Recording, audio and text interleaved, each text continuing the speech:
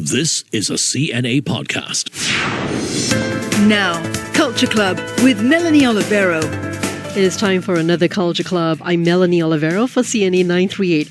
Today's Culture Club will feature quite a few topics: a charity piano recital held in the heart of town, an award-winning Singaporean classical pianist and keyboardist, and the tales of some of the downtrodden and how they can be helped.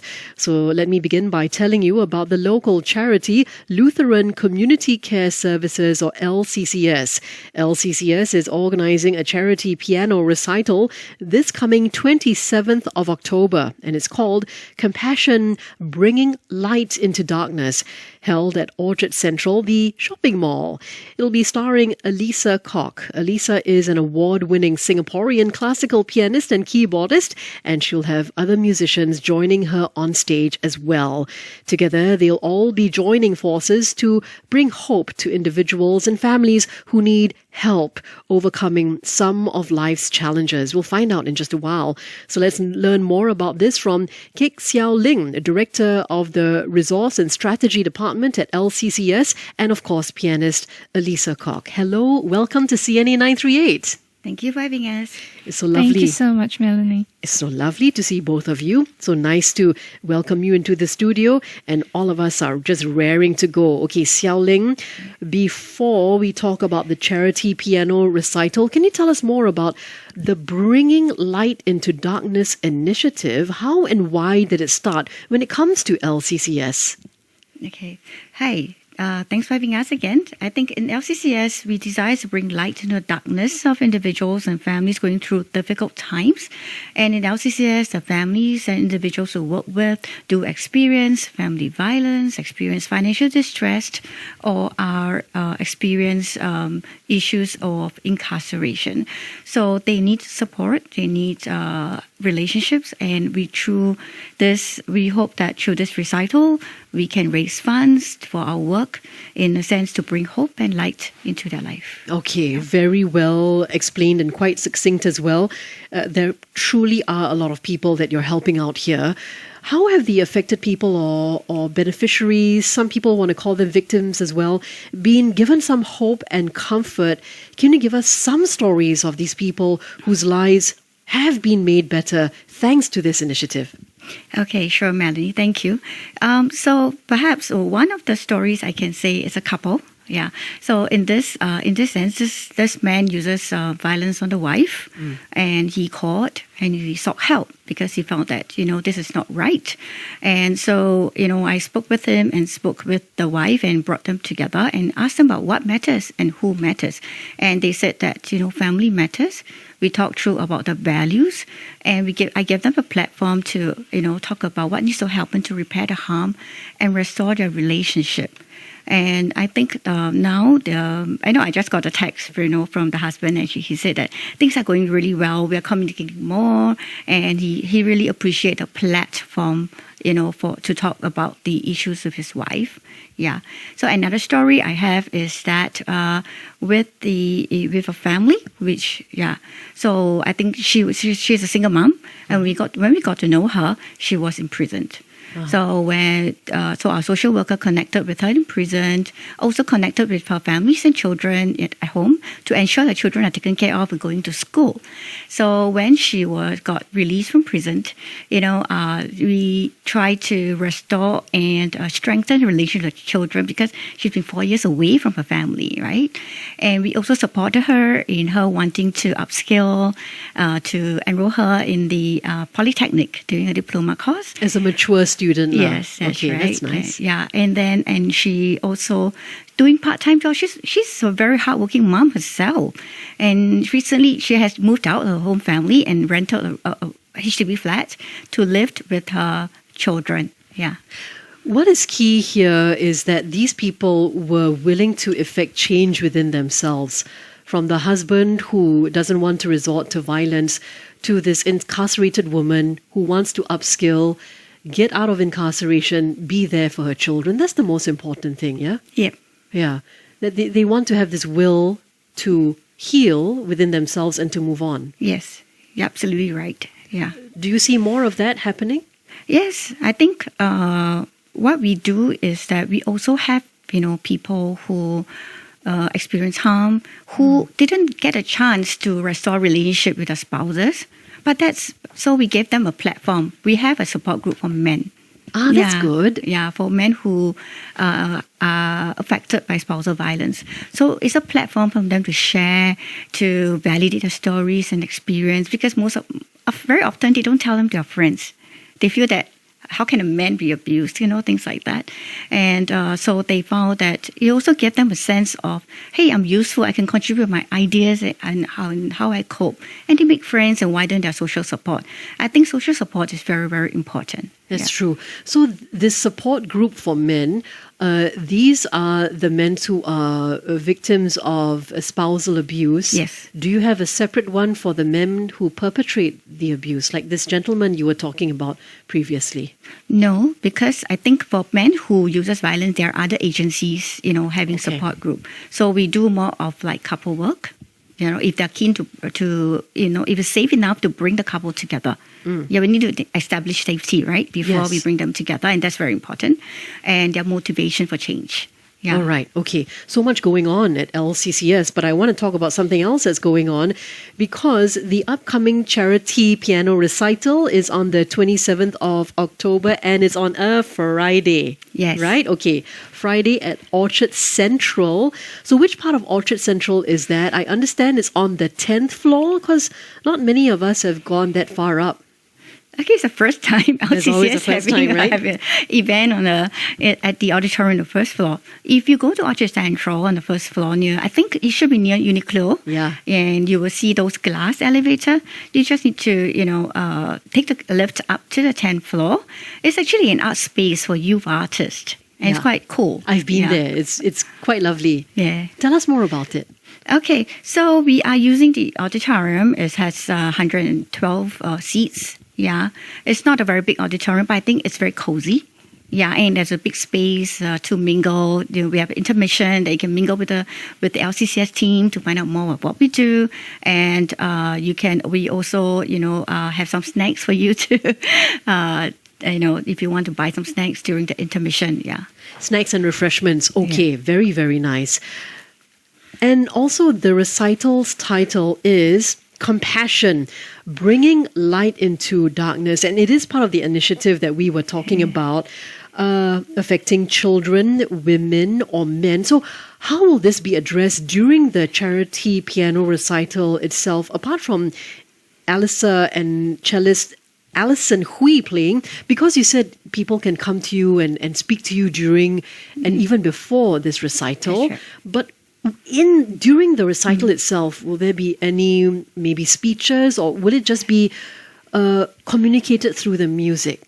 Oh, we will share a story of Marissa, the one I told you about, single mom. Yeah.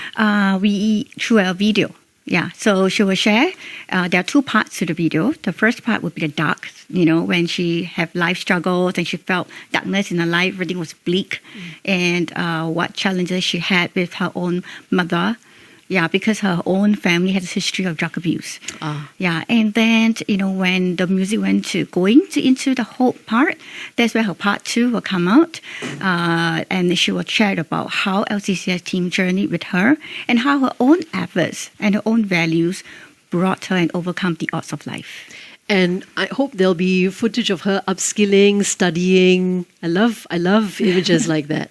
I hope so. Yeah. There will be, okay. We'll definitely look out for that. Okay, let's talk about how did LCCS come looking for you, Alyssa, or were you always part of this from get-go? So thank you so much, Melanie. Basically, I knew the executive director from LCCS, Justin Mui, and I was very young when I knew him, so that was many years ago. Mm-hmm. And last year, in June, he wrote a message to me, and he was explaining his work with LCCS now, and he was asking, because he knew that I play the piano, so he was asking if I could perform at a fundraising event, or if I would be interested. So, but at that time, I was having a concert tour in Canada. So I was in Ottawa, Swift Current, Saskatchewan, Calgary, and Winnipeg. So I also had a couple of other concerts. and it was a very busy time. But after that, when I came back, I wrote to him again and asked if he was still interested, and he said yes. So that was how I got to know Seow Ling also, and that was how the concert was organized. Wow, we have to book you in advance, don't we, Alyssa? About a year or half a year in advance? Probably more than that, right? Well, actually, I like to do concerts anytime. I've also had concerts that were very close to the time. Or quite last minute as well. Yes. But it meant so much to you and important to you that you had to do it. Okay. Now, Alyssa, I understand the piano pieces were curated to reflect the ups and downs of life struggles. So it's very meaningful as well, the music that's chosen. Can you tell us about the pieces? What runs through your mind whenever you perform them? When thinking about, of course, what this recital's title is, Compassion, Bringing Light into Darkness, pieces that have resonance with such issues. So the program that I have chosen is a collection of short classical piano pieces, and some are originally written for the piano and some are piano transcriptions of other works. So, for example, I'll be playing a ballad number 1 in G minor by Frédéric Chopin, and some pieces from the Fantasiestücke, Opus 12 by Robert Schumann. So fantasy pieces, it's called. Okay. And then we'll also have some cello and piano duets together with Alison Hui. And we'll be playing some more popular tunes like Over the Rainbow. How nice. So that's very relaxing. And The Faith by Gautama. And then there'll be some other piano transcriptions, such as Antonio Vivaldi, Spring from the Four Seasons. Yes. Johann Sebastian Bach, Air on the G string. And Ennio Morricone, The Mission. Oh. So all these pieces are very emotional pieces, and that's why I chose them, because they reflect the progression of the state of a person's heart from the time they are first broken or hurt, all the way until they find their help and they grow and they're being restored. So this idea of the progression of the state of the person's heart originated from our group chat with Justin and Seow Ling, and we sort of agreed that the human heart is not immediately healed. So it takes many up and downs until the person finally finds some stability, and it takes a very long time. It's a long process. So I chose the pieces in this order and in this manner to reflect this, and I think that's the reality. So all the titles, pieces that the pieces titles and the performers, these talented people who are no longer with us, like Chopin, Vivaldi, Bach, Ennio Morricone, and of course Over the Rainbow. All of them, like you said, when you read them out in sequence, that's how they're going to come out. Not exactly. Okay. We actually have a specific sequence. Like some of these pieces are signifying hope. Yes. Some of them are signifying darkness. Actually, I have a modern piece by Fazil Sai. It's called Black Earth, where I have to touch the strings inside the piano. Oh. And I think that signifies darkness very well. And I think it can really bring out the emotion that the people are feeling at first before they get help. Okay, that is something I think a lot of people would like to not just listen to, but to look at as well, because the very fact that you will be reaching over to touch those strings is quite a dramatic moment, and what it looks like and what it sounds like will be really something as well. All right, so Seow Ling, this is of course a charitable initiative. So how much does each ticket cost? And is there maybe, apart from the refreshments, may there be a goodie bag even? Okay, each ticket is priced at 180, which you can claim tax relief if you're working. Okay. It is free sitting. Yeah, so, if you come early, you can sit more in front. And the audience will get a drink, kindly sponsored by Asia Farm. A drink? Yes. What kind of a drink are we talking about? Tea. Oh, tea. Healthy drink. We're talking about healthy relationships, so healthy tea. Oh, healthy tea. Okay, I like the sound of that as well. Okay, so that means seats won't be assigned to us. It's first come, first served. Got it. And the proceeds, Seow Ling, the proceeds from the tickets sold go to, of course, LCCS. And then how will they be allocated? Tell us a little bit more about that. Is it all to Marissa or to other people too? Okay, sure. First of all, I just want to say that we are very grateful that Alyssa and Alison are playing for the recital pro bono. Yes. So proceeds from the sales of tickets will go to LCCS work to break the hurt cycle caused by financial distress, domestic violence, and imprisonment. So it will not go to one particular person, Correct. but to the work itself. All right. Well, and this is good work, very good, meaningful work you're doing. I'm now with Seow Ling, Director of the Resource and Strategy Department at local charity Lutheran Community Care Services, LCCS, and award-winning Singaporean classical pianist and keyboardist Alyssa Kok. For more information on the charity piano recital on Friday, the 27th of October, visit lccs.org.sg or visit them on your socials. This is Culture Club, and I'm Melanie Oliveiro for CNA938. We're back on Culture Club on CNA938, and joining me back, Melanie Oliveiro, Seow Ling from local charity Lutheran Community Care Services, or LCCS, and award-winning classical pianist Alyssa Kok. Alyssa, let's talk about you now, because you've also initiated charity projects in other countries. Can you tell us more about them, and what made you want to organize them? So I've just come back from New Zealand 2 days ago, and I was in New Zealand for 2 charity recitals and 1 other recital for an old folks home. So the first one was for Christians Against Poverty New Zealand, and this was to help the local New Zealanders. And the other charity recital that I was doing was for Hope for Orphans International, helping to raise funds for school fees for young orphans from Uganda in East Africa. So these are very meaningful projects to me, and yes, I initiated them, and I wrote actually to the Christians Against Poverty New Zealand people, as well as the Hope for Orphans International organizers, and I asked if they would be interested to organize a fundraising recital, because I really wanted to help. And also I have done other charity recitals, for example, in Canada, and of course this one that's coming up will be very exciting too. And in general, I love people very much, and I really wish to make the world a better place in whatever way I can.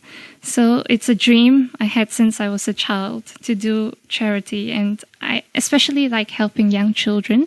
Okay. Yes, and when I was young, my parents and I would tell stories in the local Singapore libraries to children. So we were not really sitting down reading stories, but we were standing up and reciting from memory. So that was very good for, I think, not just for us, but for the children as well. And I also like encouraging literacy for young children, to teach them to read and to write. And I also like to read and write myself. So you've also wanted, the ancient art of storytelling is also very important to you. Yes, actually. Yeah.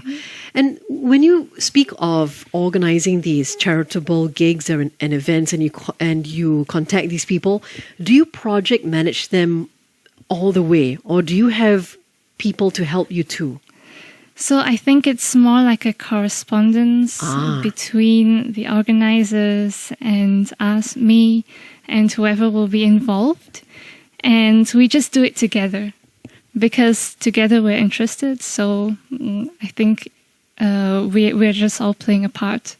And everything falls into place for sure. And if this is something that's meaningful, they'll go out of their way to, let's say, find a venue, find musicians for you to collaborate with, print out flyers, so on and so forth. So yeah, it's a lot of communication and a lot of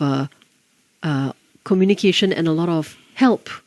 People helping each other, because it's all for the common good. Yes, and I really enjoyed the correspondences with Seow Ling and Justin and the organizing of this recital for LCCS. Communication and cooperation with LCCS as well. Now, let's go back in time now, Alyssa. At what age did you start playing music? Did you start with the piano, or was it another musical instrument you started with? I started playing the piano and I just continued playing the piano. So I started at the age of 6, but it was just a hobby. I think I was just like all the other Singaporean young children who started to play the piano, just one finger or two fingers. Yeah. And later on, it got more serious, especially when I went to Europe at the age of 12. So I went to Salzburg, Austria to start studying. During that time before you were 18, did you and your parents make that commitment to take it all the way, or did your parents need to give you a little nudge or two to make you see that vision that you all had? I think at the beginning, parents would always do some nudging, but it was not too much because my parents are very supportive of what I am doing, and they really wish that I will do what I love to do in life.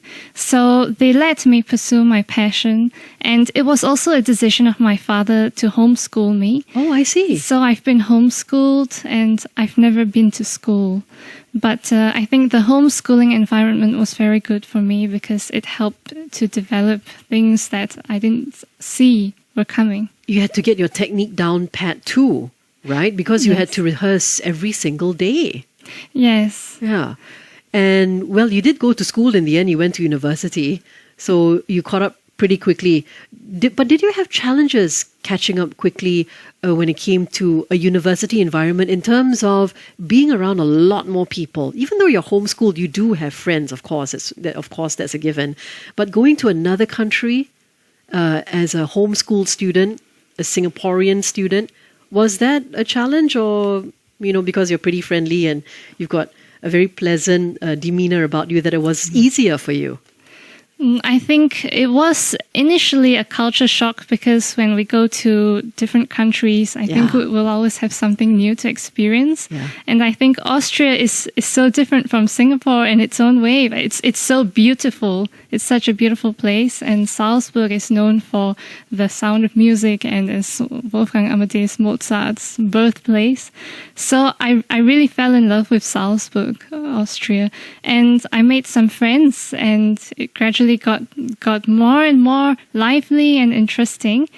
And I also met with many professors, many adults, and it was okay. Yeah. I think I got used to it. So did you go to that field in The Sound of Music where Julie Andrews goes to the top of some sort of hill and she does a pirouette and she breaks into song, The Sound of Music? Did you go there? Or someplace that looked like that?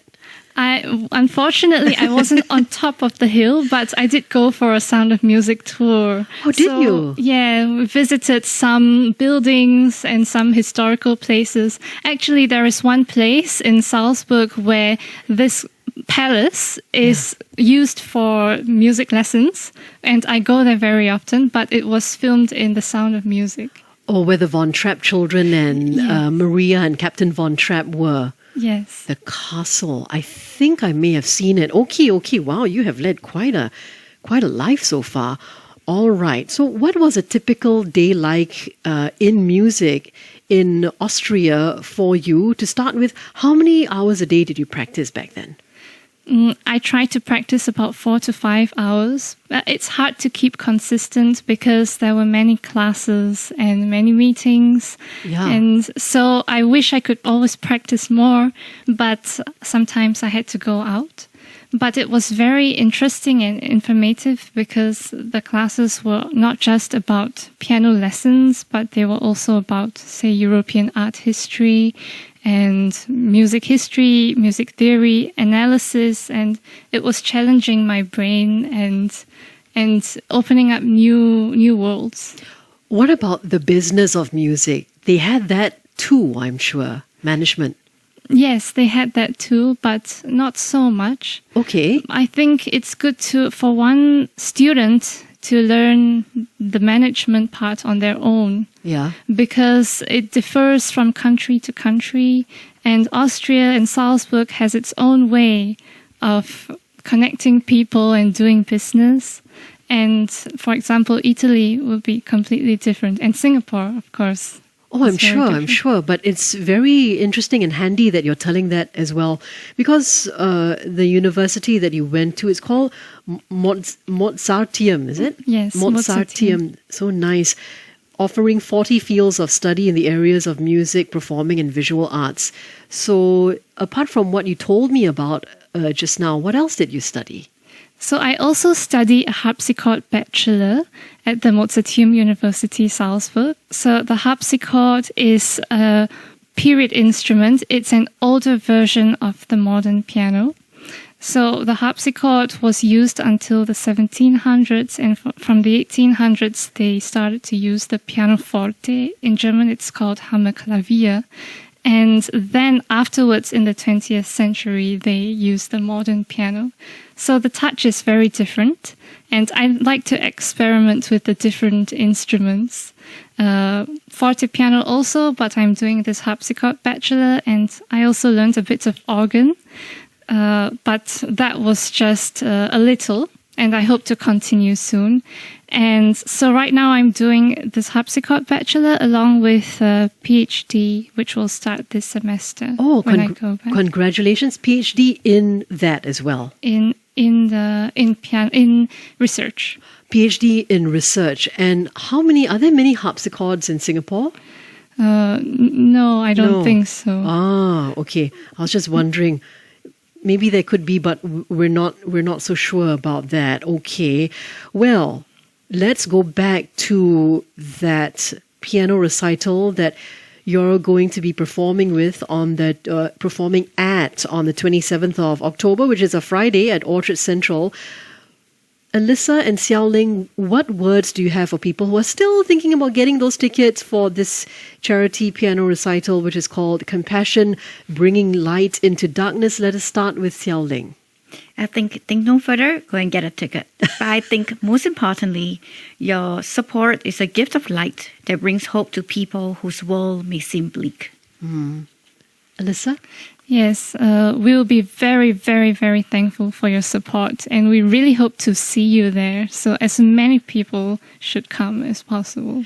But the tickets are limited. As many people, so 100 over, right? Yeah. So the ticket sales, of course, there are still some left over. Yeah. But quick, bye-bye. Isn't that right, Correct. Yes, Seow Ling? we have limited tickets left. Yeah. So take it from her when she says limited tickets left. And just to double check, right? This Orchard Central venue on the 10th floor is called 10 Square.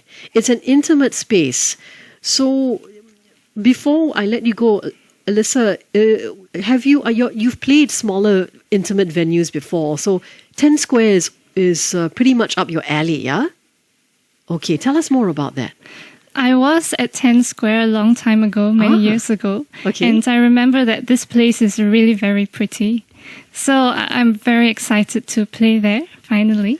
I've not played there before. And I think for me, it's not so much difference to play in a large concert hall or a small concert hall, because I try very hard actually to make my music sound similar in all kinds of halls. It's just like adapting to all kinds of pianos. So I adapt to all kinds of halls and try to make the sound of the piano sound similar to the audience. Because you're a professional that way. And shout out to the musicians coming to join you. Who can we look out for? Alison Hui will play the cello. And we'll also have a little girl called Sophia. She's only 4 years old and will be doing some how should I say it? A trio with 3 people at the piano. She's only 4 and she'll be joining you there. Yes, we'll play a short piece, 2 short pieces. And this is during because this follows a sort of a narrative of sorts. So she'll be coming towards the end, I'm assuming. Actually, she'll come in the middle. In the middle. Okay, I'm so intrigued right now. Thank you so much, ladies, for being with me on CNA938. It's been a pleasure and a joy. Thank you. Thank you. Thank you so much, Melanie. You're welcome, and may you sell out completely. All tickets sold out, hopefully, but not now. If you want to get your tickets, they're still available. I've been in the company of Seow Ling, Director of the Resource and Strategy Department at the local charity Lutheran Community Care Services, LCCS, and also award-winning local classical pianist and keyboardist Alyssa Kok. For more information on the LCCS charity piano recital on Friday, 27th October, visit lccs.org.sg. That is a wrap of another Culture Club, and I'm Melanie Oliveiro for CNA 938.